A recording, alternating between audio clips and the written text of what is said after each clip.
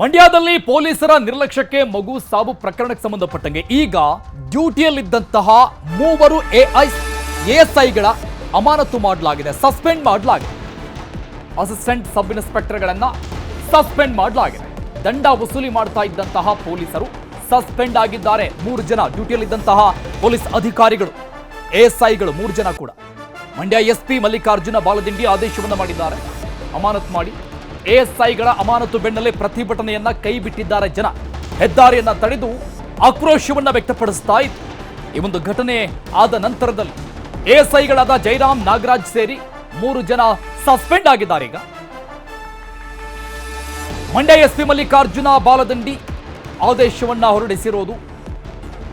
3 ಅಮಾನತು ಮಾಡಲಾಗಿದೆ. ಈ ಪ್ರಕರಣದ ಬೆನ್ನಲ್ಲೇ ಏನೂ ಅರಿಯದಂತಹ ಮಗು ಸಾವಿನ ಪ್ರಕರಣಕ್ಕೆ ಸಂಬಂಧಪಟ್ಟಂಗೆ ಪೊಲೀಸರ ನಿರ್ಲಕ್ಷ್ಯನೇ ಕಾರಣ ಅನ್ನೋ ಹಿನ್ನೆಲೆಯಲ್ಲಿ ಡ್ಯೂಟಿಯಲ್ಲಿದ್ದಂತಹ 3 ಜನ ಎಎಸ್ಐಗಳನ್ನ ಅಮಾನತು ಮಾಡಲಾಗಿದೆ. ನೋಡಿ, ದೃಶ್ಯದಲ್ಲಿ ನೋಡ್ತಾ ಇದ್ದೀವಿ ನಾವು. ಬೈಕ್ ಮೇಲೆ ಬರ್ತಾ ಇದ್ರು, ಹಿಂದ್ಗಡೆ ಕುಂತಹ ತಾಯಿ ಕೈಯಲ್ಲಿ ಮಗು ಇದೆ, ತಂದೆ ಬೈಕ್ ಓಡಿಸ್ತಾ ಇದ್ರು. ಈ ರೀತಿಯಾಗಿ ಬರ್ತಾ ಇದ್ದಂತಹ ಸಂದರ್ಭದಲ್ಲಿ ಏಕಾಏಕಿಯಾಗಿ ಹೆಲ್ಮೆಟ್ ಹಾಕಿಲ್ಲ ಅನ್ನೋ ಕಾರಣಕ್ಕಾಗಿ ಅಡ್ಡ ಹಾಕಿದ್ದಾರೆ.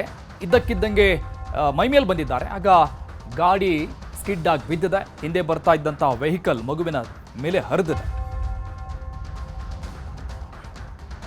ಒಂದು ಮಗು ನಾಯಿ ಕಚ್ಚಿದೆ ಅಂತೇಳಿ ಅದನ್ನು ಆಸ್ಪತ್ರೆಗೆ ಅವರ ಪೋಷಕರು ತೆಗೆದುಕೊಂಡು ಬರ್ತಾಯಿದ್ರು. ಆ ಸಂದರ್ಭದಲ್ಲಿ ಸ್ಥಳದಲ್ಲಿದ್ದ ಸಿಬ್ಬಂದಿಯವರು ಆ ವಾಹನವನ್ನು ತಡೆದು ಚೆಕ್ ಮಾಡ್ತಾ ಇರುವಾಗ ಆ ಪೋಷಕರು ಇದು ಮಗುವಿಗೆ ನಾವು ಆಸ್ಪತ್ರೆಗೆ ತೆಗೆದುಕೊಂಡು ಹೋಗ್ತಾ ಇದ್ದೀವಿ ಅಂತೇಳಿ ರಿಕ್ವೆಸ್ಟ್ ಮಾಡಿಕೊಂಡ ಮೇಲೆ ನಮ್ಮ ಸಿಬ್ಬಂದಿಗಳು ಆ ವೆಹಿಕಲನ್ನು ಬಿಟ್ಟು ಕಳಿಸುವ ಒಂದು ಸಂದರ್ಭದಲ್ಲಿ ಇನ್ನೊಂದು ವಾಹನ ಬಂದು ಆ ವಾಹನಕ್ಕೆ ಟಚ್ ಆಗಿದ್ದರಿಂದ ಆ ಮಗು ಏಕಾಏಕಿ ರಸ್ತೆ ಮೇಲೆ ಬಿದ್ದಿದೆ. ಆ ಒಂದು ಸಂದರ್ಭದಲ್ಲಿ ಹಿಂದಿನಿಂದ ಬರ್ತಾ ಇರೋ ಒಂದು ಲಾರಿ ಆ ಮಗುವಿನ ಮೇಲೆ ಹತ್ತಿದ್ರಿಂದ ಮಗುವಿಗೆ ತೀವ್ರತರವಾದ ಒಂದು ಗಾಯ ಆಗಿ ನಂತರ ಆಸ್ಪತ್ರೆಗೆ ಹೋಗುವಷ್ಟರಲ್ಲಿ ಮಗು ಸಾವನ್ನಪ್ಪಿದೆ ಅಂತೇಳಿ ಡಾಕ್ಟರ್ಗಳು ದೃಢಪಡಿಸಿದ್ದಾರೆ. ಈ ಒಂದು ಘಟನೆಗೆ ನಾನು ಪೊಲೀಸ್ ಇಲಾಖೆ ವತಿಯಿಂದ ಆ ಒಂದು ಮಗು ಈ ಒಂದು ಘಟನೆಯಲ್ಲಿ ತೀರಿ ಹೋಗಿದ್ದಕ್ಕೆ ವಿಷಾದ ಕೋರುತ್ತಾ, ಏನು ನಮ್ಮ ಸಿಬ್ಬಂದಿಯವರು 3 ಜನ ಆ ಒಂದು ಸ್ಥಳದಲ್ಲಿ ವೆಹಿಕಲ್ಗಳನ್ನು ಚೆಕ್ ಮಾಡ್ತಾಯಿದ್ರು.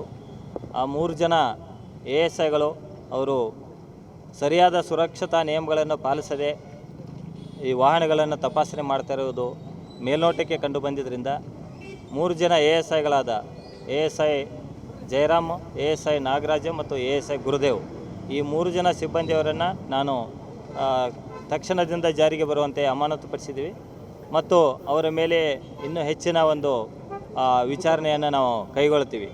ಒಂದು ಮಗು. ಹಾಗಾದ್ರೆ ಈ ಮಗು ಸಾವು ಹೇಗಾಯಿತು? ಪೊಲೀಸರ ನಿರ್ಲಕ್ಷ್ಯ ಏನು? ಮಗು ಬೈಕ್ನಿಂದ ಬಿದ್ದಿದ್ದು ಹೇಗೆ? ಸತ್ತಿದ್ದು ಹೇಗೆ? ಮಗು ಸಾವಿನ ಆ ಕ್ಷಣದ ವಿವರಣೆಯನ್ನ ಕೊಟ್ಟಿದ್ದಾರೆ ಆ ಮಗುವಿನ ದೊಡ್ಡಪ್ಪ. ಯಾವ ರೀತಿಯಾಗಿ ಈ ಒಂದು ಘಟನೆ ನಡೆಯಿತು ಅನ್ನೋದನ್ನ ವಿವರಿಸಿದ್ದಾರೆ. ಮಗು ಸಾವು ಹೇಗಾಯಿತು? ಪೊಲೀಸರ ನಿರ್ಲಕ್ಷ್ಯ ಏನು? ಯಾವ ರೀತಿಯಾಗಿ ಪೊಲೀಸರು ಅಡ್ಡ ಬಂದ್ರು? ಈ ಸಾವಿಗೆ ಪೊಲೀಸರು ಯಾವ ರೀತಿಯಾಗಿ ಕಾರಣರಾದ್ರು? ಮಗು ಬೈಕ್ನಿಂದ ಹೇಗೆ ಬಿತ್ತು? ಸಾವು ಹೇಗಾಯಿತು ಅನ್ನೋ ಬಗ್ಗೆ ಆ ಮಗು ಸಾವಿನ ಕ್ಷಣದ ವಿವರಣೆಯನ್ನ ಕೊಟ್ಟಿದ್ದಾರೆ ಮಗುವಿನ ದೊಡ್ಡಪ್ಪ. ಈ ಘಟನೆಯ ಸಂಪೂರ್ಣವಾದಂತಹ ಚಿತ್ರಣವನ್ನ ವಿವರಿಸಿದ್ದಾರೆ. ಯಾವ ರೀತಿಯಾಗಿ ಈ ಒಂದು ಘಟನೆ ನಡೀತು ಅನ್ನೋದನ್ನು. ನಾಯಿ ಕಚ್ಬಿಟ್ಟಿತ್ತು ಪಾಪುಗೆ, ಇಂಗ್ಲೇಷನ್ಗೆ ಅಂತ ಕರ್ಕೊಂಡು ಬರ್ತಾ ಇದ್ದಾರೆ. ಪೊಲೀಸರು ಅಡ್ಡ ಹಾಕಿದ್ರು. ಪೊಲೀಸರು ಅಡ್ಡ ನಿಲ್ಲಿಸ್ತೆ. ಯಾಕೆ ಸರ್ ಅಂತಂದೆ, ನಿಲ್ಲಿಸಪ್ಪ ಅಂತಂದು ನಿಲ್ಲಿಸ್ತೆ. ಸರ್ ಆಸ್ಪತ್ರೆಗೆ ಪಾಪಗೆ ಹುಷಾರಿಲ್ಲ ಅಂತಂದೆ. ಆಯ್ತು ಹೋಗಪ್ಪ ಅಂತಂದರು. ತಿರ್ಗಿ ಇನ್ನೊಬ್ರು ಯಾರೋ ಬಂದು ಇನ್ನೊಬ್ರು ಪೊಲೀಸರು ಬಂದು ಅಡ್ಡ ಹಾಕಿದ್ರು. ಆಗ ಸರ್ ಅರ್ಜೆಂಟ್ ಹೋಗ್ಬೇಕು ಅಂತಂದೆ. ಹಂಗೂ ಬಿಡಲಿಲ್ಲ ಅವರು. ಆಗ ಗಾಡಿ ಏನು ಮಾಡಿದ್ರು, ಮುಂದೆ ಗಾಡಿ ಇದು ಓಡಿಸುತ್ತೆ. ಅವ್ರಾಗ ಅಡ್ಡ ಹೊಡೆದ್ರು, 2 ಸಲ ಕೈ ಅಡ್ಡ ಹೊಡೆದ್ರು. ಆಗ ಒಬ್ಬರು ಕೈಯೇ ಹಿಂಗೆ ಹಿಡಿದು ಹೇಳಿದ್ರು. ಅವ್ರು ಯಾರು ಅಂತ ಸರಿಯಾಗಿ ಅಬ್ಸರ್ವ್ ಮಾಡೋಕ್ಕಾಗಿಲ್ಲ. ಗಾಡಿ ಒಂದು ಸ್ವಲ್ಪ ಹಿಂಗೆ ಸ್ಕಿಡ್ ಆದಂಗೆ ಆಯಿತು. ಹಿಂಗೆ ರೈಟ್ ಸೈಡ್ ಗಾಡಿ ಬೀಳ್ತು. ಟೆಂಪೋ ಆ ಕಡೆ ಟೆಂಪೋ ಲೆಫ್ಟ್ ಸೈಡಲ್ಲಿ ಹೋಗ್ತಾಯಿತ್ತು. ಟೆಂಪೋನ ಇಂಚರ್ ಕರ್ಸಿದ್ರು ಅವರು. ಟೆಂಪೋ ಇಂಚರ್ ಬಂದು ಹಿಡ್ಕೆ ಅದು ಪಾಪು ತಲೆ ಮೇಲೆ ಎತ್ಬಿಡ್ತು ಸರ್. ಪೊಲೀಸರು ಹಿಡಿದಿಲ್ಲ ಅಂದರೆ ಪಾಪಗೆ ಏನೋ ಆಗ್ತಿರಲಿಲ್ಲ. ನಮ್ಮ ಕೊಡಗೆ ನಾವು ಹೋಗುವು. ಈ ಬಗ್ಗೆ ಇನ್ನಷ್ಟು ಡೀಟೇಲ್ಸ್ ಕೊಡ್ತಾರೆ ನಮ್ಮ ಪ್ರತಿನಿಧಿ ಲೈವ್ ನಲ್ಲಿ ಜಾಯ್ನ್ ಆಗ್ತಾ ಇದ್ದಾರೆ. ಈ ಘಟನೆಯನ್ನ ಗಮನಿಸ್ತಾ ಇದ್ರೆ ನಿಜಕ್ಕೂ ಕೂಡ ಕಾನೂನನ್ನ ಪಾಲನೆ ಮಾಡುವಂತದರ ಜೊತೆಗೆ ಮಾನವೀಯತೆಯನ್ನು ಕೂಡ ನಾವಿಲ್ಲಿ ಮೆರಿಬೇಕಾಗುತ್ತೆ ಕೆಲವೊಂದಿಷ್ಟು ಕ್ಷಣಗಳಲ್ಲಿ. ಬಟ್ ಇಲ್ಲಿ ಅದೆಲ್ಲವನ್ನು ಕೂಡ ಮರೆತಂತೆ ಕಾಣಿಸ್ತಾ ಇದೆ ಇಲ್ಲಿದ್ದಂತಹ ಪೊಲೀಸ್ ಅಧಿಕಾರಿಗಳು. ಮತ್ತೊಂದು ಕಡೆ ಈ ಸಂಬಂಧಪಟ್ಟಂಗೆ ಬೆಳಗ್ಗೆಯಿಂದ ನಿರಂತರವಾದಂತಹ ಹೋರಾಟಗಳು ನಡೀತಾನೆ ಇತ್ತು. ಈಗ 3 ಜನ ASIಗಳನ್ನ ಸಸ್ಪೆಂಡ್ ಮಾಡಲಾಗಿದೆ. ಈಗ ಹೇಗಿದೆ ವಾತಾವರಣ ಅಲ್ಲಿ ಸ್ಥಳದಲ್ಲಿ? ಅರುಣ್, ಈಗಾಗ್ಲೇ ಪ್ರತಿಭಟನೆಯನ್ನ ಕೈಬಿಟ್ಟಿರುವಂತದ್ದು. ಮಗುವಿನ ಮೃತದೇಹವನ್ನ ಈಗ ಮಂಡ್ಯ ಮಿಮ್ಸ್ ನ ಶವಾಗಾರ ಏನಿದೆ, ಈ ಶವಾಗಾರಕ್ಕೆ ಈಗಾಗ್ಲೇ ತಂದಿರುವಂತದ್ದು. ಮಗುವಿನ ಮರಣೋತ್ತರ ಪರೀಕ್ಷೆ ಕೂಡ ಒಳಗೆ ನಡೀತಾ ಇದೆ. ಆದ್ರೆ ಹೊರಭಾಗದಲ್ಲಿ, ಅಂದ್ರೆ ಶವಾಗಾರದ ಹೊರಭಾಗದಲ್ಲಿ ಪೋಷಕರು ಮತ್ತೆ ಗ್ರಾಮಸ್ಥರು ಏನಿದ್ದಾರೆ, ಇವರೆಲ್ಲರೂ ಕೂಡ ಆಕ್ರೋಶವನ್ನ ವ್ಯಕ್ತಪಡಿಸ್ತಾ ಇದ್ದಾರೆ. ಇವತ್ತು ನಡೆದಂತಹ ದುರ್ಘಟನೆ ಮತ್ತಿನ್ನೆಂದೂ ನಡೀಬಾರದು, ಆ ನಿಟ್ಟಿನಲ್ಲಿ ಕ್ರಮವನ್ನ ತೆಗೆದುಕೊಳ್ಬೇಕು, ಮಗುವಿಗೆ ಪರಿಹಾರವನ್ನ ಕೊಡ್ಬೇಕು ಅನ್ನುವಂತ ನಿಟ್ಟಿನಲ್ಲಿ ಈ ಒಂದು ಪ್ರತಿಭಟನೆಯನ್ನ ಮಾಡ್ತಾ ಇರುವಂತದ್ದು. ಶವಾಗಾರದ ಹೊರಭಾಗದಲ್ಲಿ ಮಹಿಳೆಯರು ಕುಂತಿರುವಂತದ್ದು. ಒಂದಷ್ಟು ದೃಶ್ಯಗಳನ್ನ ತೋರಿಸ್ತೀನಿ ಅರುಣ್, ಇವಾಗ ದೃಶ್ಯದಲ್ಲಿ ಗಮನಿಸಬಹುದು. ಇದು ಮಂಡ್ಯ ಮಿಮ್ಸ್ ನ ಶವಾಗಾರ ಆಗಿರ್ತಕ್ಕಂಥದ್ದು. ಶವಾಗಾರದ ಮುಂಭಾಗ ಸಾಕಷ್ಟು ಜನರು ಸೇರಿದ್ದಾರೆ, ಪೊಲೀಸರು ಕೂಡ ಇದ್ದಾರೆ, ಹಾಗೆ ಗ್ರಾಮಸ್ಥರು ಕೂಡ ಇದ್ದಾರೆ. ಸಾಕಷ್ಟು ಸಂಖ್ಯೆಯಲ್ಲಿ ಜನರು ಕೂಡ ಜಮಾವಣೆಗೊಂಡಿರುವಂತದ್ದು. ಅಂದ್ರೆ ಸಾಕಷ್ಟು ಆಕ್ರೋಶವನ್ನ ವ್ಯಕ್ತಪಡಿಸ್ತಾ ಇದ್ರು ಬೆಳಗಿನಿಂದಲೂ ಕೂಡ. ಯಾವಾಗ ಘಟನೆ ನಡೀತು, ಘಟನೆ ನಡೆದಾಗಿನಿಂದಲೂ ಕೂಡ ಸಾಕಷ್ಟು ಆಕ್ರೋಶವನ್ನ ವ್ಯಕ್ತಪಡಿಸ್ತಾ ಇದ್ರು. ಮಿಮ್ಸ್ ಆಸ್ಪತ್ರೆಯ ಮುಂಭಾಗದಲ್ಲಿ ಸುಮಾರು 1000ಕ್ಕೂ ಹೆಚ್ಚು ಜನರು ನೆರೆದು ಅಲ್ಲಿ ಸಾಕಷ್ಟು ಆಕ್ರೋಶವನ್ನ ವ್ಯಕ್ತಪಡಿಸಿದ್ರು. ಅದಾದ ಬಳಿಕ ಯಾವಾಗ ಮಂಡ್ಯ SP ಮಲ್ಲಿಕಾರ್ಜುನ ಬಾಲ್ದಂಡ್ ಇದ್ದಾರೆ, ಇವರು ಸ್ಥಳಕ್ಕೆ ಆಗಮಿಸಿ ಒಂದಷ್ಟು ಭರವಸೆಗಳನ್ನ ಕೊಟ್ರು. ಅಂದ್ರೆ ಸ್ಥಳದಲ್ಲೇ 3 ASIಗಳಾದಂತ ನಾಗರಾಜ್ ಆಗ್ಬೋದು, ಗುರುದೇವ್ ಆಗ್ಬೋದು, ಹಾಗೆ ಜಯರಾಮ್, ಈ 3ರನ್ನ ಸ್ಥಳದಲ್ಲೇ ಒಂದು ಅಮಾನತನ ಮಾಡಿದ್ರು. ಅದಾದ ಬಳಿಕ ಈ ಪ್ರಕರಣದ ತನಿಖೆಯನ್ನ ಕೂಡ ನಡೆಸ್ತೇವೆ, ಈ ಪ್ರಕರಣದ ಬಗ್ಗೆ ಒಂದಷ್ಟು ದೂರುಗಳನ್ನ ತೆಗೆದುಕೊಂಡು ಏನಿದೆ ಕಾನೂನು ರೀತಿಯಾದಂತ ಕ್ರಮವನ್ನ ತೆಗೆದುಕೊಳ್ತೀನಿ ಅನ್ನುವಂತ ಮಾತನ್ನ, ಭರವಸೆಯನ್ನ ಮಂಡ್ಯ SP ಮಲ್ಲಿಕಾರ್ಜುನ ಬಾಲ್ದಂಡಿ ಕೊಟ್ಟಿರುವಂತದ್ದು. ಹೀಗಾಗಿ ಪ್ರತಿಭಟನೆಯನ್ನ ಕೈಬಿಟ್ರು. ಮಂಡ್ಯ ಮಿಮ್ಸ್ ಆಸ್ಪತ್ರೆ ಮುಂಭಾಗ ಏನ್ ಪ್ರತಿಭಟನೆ ಮಾಡ್ತಿದ್ರು, ಅಲ್ಲಿಂದ ಈಗ ಮಗುವಿನ ಮೃತದೇಹವನ್ನ ಮಂಡ್ಯ ಮಿಮ್ಸ್ ನ ಶವಾಗಾರ ಏನಿದೆ, ಈ ಶವಾಗಾರಕ್ಕೆ ತೆಗೆದುಕೊಂಡು ಬಂದಿದ್ದಾರೆ. ಇಲ್ಲಿ ಮರಣೋತ್ತರ ಪರೀಕ್ಷೆ ಕೂಡ ನಡೀತಾ ಇದೆ. ಹೊರಭಾಗದಲ್ಲಿ ಗ್ರಾಮಸ್ಥರು, ಪೋಷಕರು ಎಲ್ಲರೂ ಕೂಡ ರೋದನೆಯನ್ನ ಮಾಡ್ತಾ ಇರುವಂತದ್ದು. ನೀವೀಗ ದೃಶ್ಯದಲ್ಲಿ ಗಮನಿಸಬಹುದು ಯಾವ ರೀತಿ ರೋದನೆಯನ್ನ ಮಾಡ್ತಾ ಇದ್ದಾರೆ ಅಂತ. ನೀವು ದೃಶ್ಯದಲ್ಲಿ ಗಮನಿಸಬಹುದು, ಮಗುವಿನ ತಾಯಿ ಕೂಡ ಇಲ್ಲ ಇದ್ದಾರೆ, ಸಂಬಂಧಿಕರಿದ್ದಾರೆ.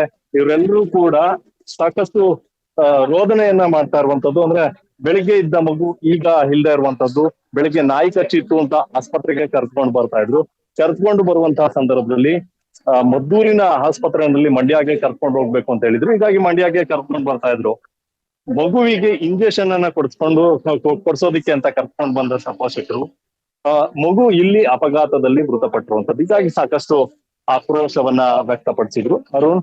ಹಾಗೆ ಈಗ ಸದ್ಯಕ್ಕೆ ಮಂಡ್ಯ SP ಒಂದಷ್ಟು ಭರವಸೆಗಳನ್ನ ಯಾವಾಗ ಕೊಟ್ರು, ಹೀಗಾಗಿ ಪ್ರತಿಭಟನಾಕಾರರು ಕೈ ಬಿಟ್ಟಿರುವಂತದ್ದು. ಜೊತೆಗೆ ಈಗ ಮಗುವಿನ ಮರಣೋತ್ತರ ಪರೀಕ್ಷೆ ಕೂಡ ನಡೀತಾ ಇದೆ Arun. Okay Sunil, suspend is A not A punishment ಅನ್ನೋದು ನಮಗೆ ಗೊತ್ತಿದೆ. ಕೆಲ ದಿನಗಳ ನಂತರದಲ್ಲಿ ಅವರು ಮತ್ತೆ ಬಂದು ಕರ್ತವ್ಯಕ್ಕೆ ಹಾಜರಾಗ್ತಾರೆ. ಬಟ್ ಈ ಅಮಾಯಕ ಪ್ರಾಣ ಹೋಯ್ತಲ್ಲ ಮಗುವಿಂದು, ಅದರ ಹೊಣೆ ಯಾರು ಹೊತ್ಕೊಳ್ತಾರೆ? ಪೊಲೀಸ್ ಇಲಾಖೆ ಹೊತ್ಕೊಳ್ಳುತ್ತಾ? ಪೊಲೀಸರೇ ಈ ಒಂದು ಹೊಣೆಯನ್ನ ಹೊರಬೇಕಾಗುತ್ತೆ. ಯಾಕಂದ್ರೆ ಪೊಲೀಸರು ತಡೆದಂತ ಸಂದರ್ಭದಲ್ಲಿ ಈ ಒಂದು ಘಟನೆ ನಡೆದಿದೆ ಅಂತ ಪೋಷಕರು ಆರೋಪವನ್ನ ಮಾಡ್ತಾ ಇರುವಂತದ್ದು. ಅಂದ್ರೆ ಮಗುವಿನ ದೊಡ್ಡಪ್ಪ ಏನು ಮಾಹಿತಿಯನ್ನ ಕೊಟ್ರು, ಮಗುವನ್ನ ಮಂಡ್ಯಗೆ ಕರೆದುಕೊಂಡು ಬರುವಂತಹ ಸಂದರ್ಭದಲ್ಲಿ ಪೊಲೀಸರು ಮೊದಲು ಅಡ್ಡಪಡಿಸಿದ್ರು. ಅಲ್ಲಿ ನಾವು ಹೇಳಿದ್ವಿ ಮಗುವಿಗೆ ಹುಷಾರಿಲ್ಲ, ಆಸ್ಪತ್ರೆಗೆ ಹೋಗ್ತಾ ಇದ್ವಿ ಅಂತ ಹೇಳಿದ್ವಿ. ಹೀಗಾಗಿ ಅಲ್ಲಿಂದ ಹೋಗೋದಿಕ್ಕೆ ಬಿಟ್ರು. ಆದ್ರೆ ಅದರಿಂದ ಸ್ವಲ್ಪ ದೂರದಲ್ಲೇ ಮತ್ತೋರ್ವ ಪೊಲೀಸರು ನನ್ನ ಗಾಡಿಯನ್ನ ಅಡ್ಡ ಹಾಕಿದ್ರು. ಅಲ್ಲಿ ಕೈಯನ್ನ ಹಿಡ್ಕೊಂಡ್ರು. ಆಗ ನಿಯಂತ್ರಣ ತಪ್ಪಿ ನಾನು ಕೆಳಗೆ ಬೀಳ್ಬೇಕಾಯ್ತು. ಇದಕ್ಕೆ ನೇರವಾಗಿ ಪೊಲೀಸರೇ ಹೊಣೆ ಅನ್ನುವಂತ ಮಾತನ್ನ ಮಗುವಿನ ದೊಡ್ಡಪ್ಪ ಈಗಾಗ್ಲೇ ಹೇಳಿರುವಂತದ್ದು. ಯಾಕಂದ್ರೆ ಅವರೇ ಬೈಕ್ ಅನ್ನ ಓಡಿಸ್ತಾ ಇದ್ರು. ಹೀಗಾಗಿ ಅವರು ಏನು ಘಟನೆಯ ಸಂಪೂರ್ಣ ಮಾಹಿತಿಯನ್ನ ಬಿಚ್ಚಿಟ್ಟಿದ್ರು. ಸೊ ಹೀಗಾಗಿ ಪೊಲೀಸರೇ ಈ ಒಂದು ಹೊಣೆಯನ್ನ ಹೊರಬೇಕಾಗುತ್ತೆ. ಓಕೆ ಸುನಿಲ್, ಈಗ ಕಾನೂನಿನ ಪಾಠ ಹೇಗೆ ಇರುತ್ತೆ ಪೊಲೀಸ್ ಅಧಿಕಾರಿಗಳಿಗೆ, ಅದರ ಜೊತೆಗೆ ಮಾನವೀಯತೆಯ ಪಾಠವನ್ನು ಕೂಡ ಮಾಡಬೇಕಾದಂತಹ ಪರಿಸ್ಥಿತಿ ನಿರ್ಮಾಣ ಆದಂಗೆ ಕಾಣಿಸ್ತಾ ಇದೆ ಈ ಘಟನೆಗಳನ್ನ ಗಮನಿಸಿದಾಗ. ಖಂಡಿತ ಅರುಣ್, ಅದೇ ಆಕ್ರೋಶವನ್ನ ಪೋಷಕರು ಕೂಡ ಗ್ರಾಮಸ್ಥರು ಕೂಡ ವ್ಯಕ್ತಪಡಿಸ್ತಾ ಇರುವಂತದ್ದು. ಮಾನವೀಯತೆ ಇರಬೇಕು. ಆದ್ರೆ ಪೊಲೀಸರು ಪ್ರತಿ ಬಾರಿ ಇಂಥ ಪ್ರಕರಣಗಳನ್ನ ನೋಡಿದಾಗ ಪೊಲೀಸರು ಅಮಾನವೀಯವಾಗಿ ನಡೆದುಕೊಳ್ತಾರೆ. ಹೀಗಾಗಿ ಇಂಥ ಘಟನೆಗಳು ನಡೆಯುವಂತದ್ದು ಅನ್ನುವಂಥದ್ದು ಇಲ್ಲಿನ ಜನರು ಹೇಳ್ತಾ ಇರುವಂತದ್ದು, ಆಕ್ರೋಶವನ್ನ ವ್ಯಕ್ತಪಡಿಸ್ತಾ ಇರುವಂತದ್ದು. ಹೀಗಾಗಿ ಸಾರ್ವಜನಿಕರು ಕೂಡ ಈ ಒಂದು ಪ್ರಕರಣ ಏನ್ ಘಟನೆ ನಡೀತು, ಹೀಗಾಗಿ ಈ ಒಂದು ಪ್ರತಿಭಟನೆಯಲ್ಲಿ ಸಾರ್ವಜನಿಕರು ಕೂಡ ಕೈ ಜೋಡಿಸಿ ಈ ಒಂದು ಪ್ರತಿಭಟನೆಗೆ ಶಕ್ತಿಯನ್ನ ಕೊಟ್ರು. ಹೀಗಾಗಿ ದೊಡ್ಡ ಮಟ್ಟದ ಒಂದು ಪ್ರತಿಭಟನೆ ನಡೀತು.